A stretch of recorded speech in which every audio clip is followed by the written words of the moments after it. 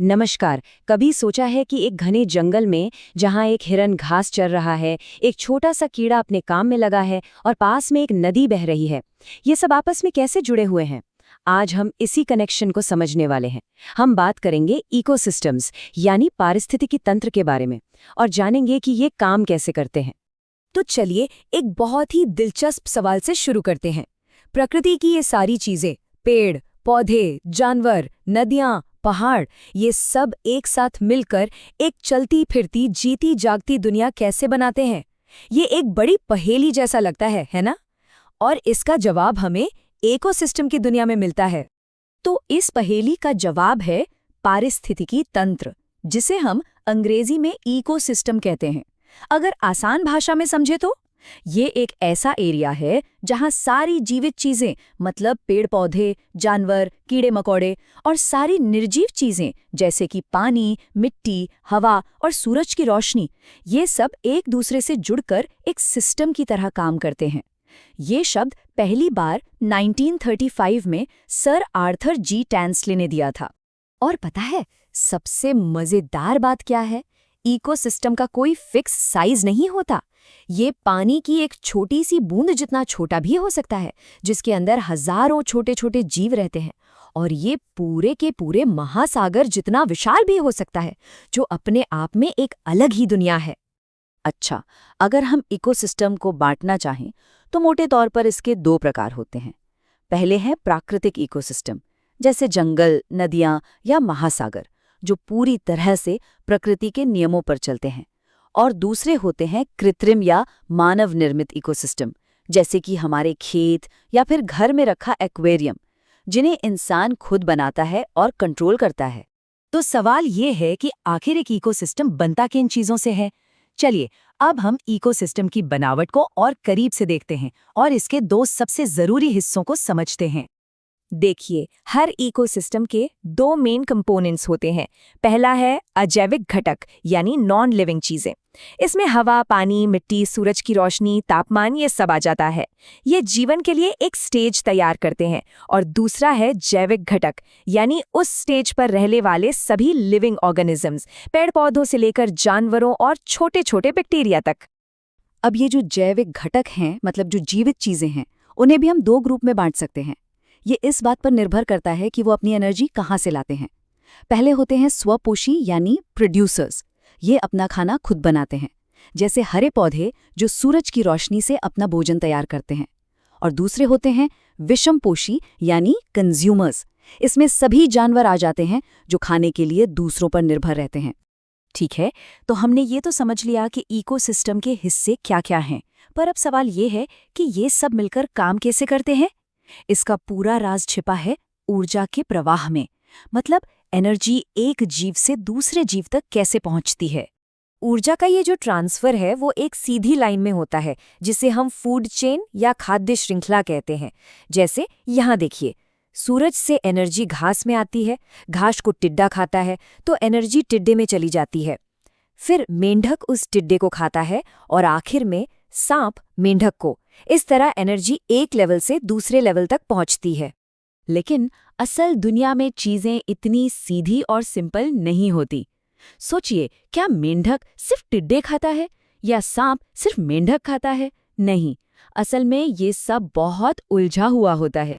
तो जब कई सारी फूड चेन्स आपस में जुड़ जाती हैं तो वो एक खाद्य जाल यानी फूड वेब बनाती हैं। और एक नियम याद रखिए, ये जाल जितना ज्यादा घना और कॉम्प्लेक्स होगा, वो इकोसिस्टम उतना ही ज्यादा स्टेबल और मजबूत माना जाएगा।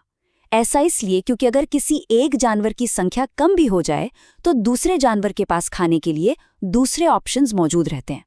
तो हमने देखा कि एनर्जी तो एक दिशा में बहती है और फिर खत्म हो जाती है, लेकिन एनर्जी के अलावा भी जीवन के लिए कुछ बहुत जरूरी पदार्थ चाहिए होते हैं, जिनका बार बार इस्तेमाल होना जरूरी है। इसे हम कह सकते हैं प्रकृति का रिसाइकलिंग सिस्टम।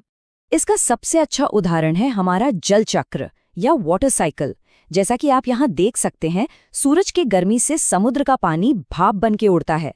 ऊपर जाकर ये भाप ठंडी होकर बादल बन जाती है और फिर बारिश के रूप में वापस जमीन पर आ जाती है। ये पानी फिर नदियों के जरिए वापस समुद्र में पहुंच जाता है और ये साइकिल हमेशा चलता रहता है। बिल्कुल इसी तरह एक कार्बन साइकिल भी है जो बहुत जरूरी है। क्यों? क्योंकि हम सब, हर जीवित चीज कार्बन से ही बनी है।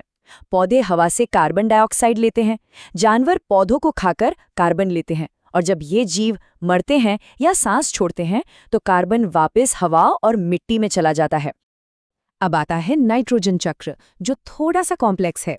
देखिए, हमारी हवा में बहुत सारी नाइट्रोजन है, पर पौधे उसे सीधे इस्तेमाल नहीं कर सकते। तो यहाँ मदद करते हैं कुछ खास बैक्टीरिया। वो 4 स्टेप्स में ये काम करते हैं। पहला, नाइट्रोजन फिक्सेशन, जिसमें हवा की नाइट्रोजन को पौधों के इस्तेमाल लायक बनाया जाता है। फिर अमोनीकरण, नाइट्रीकरण और आखिर में विनाइट्रीकरण, जिससे नाइट्रोजन वापस हवा में चली जाती है। ये पूरा चक्र जीवन के लिए बहुत ही ज्यादा जरूरी है।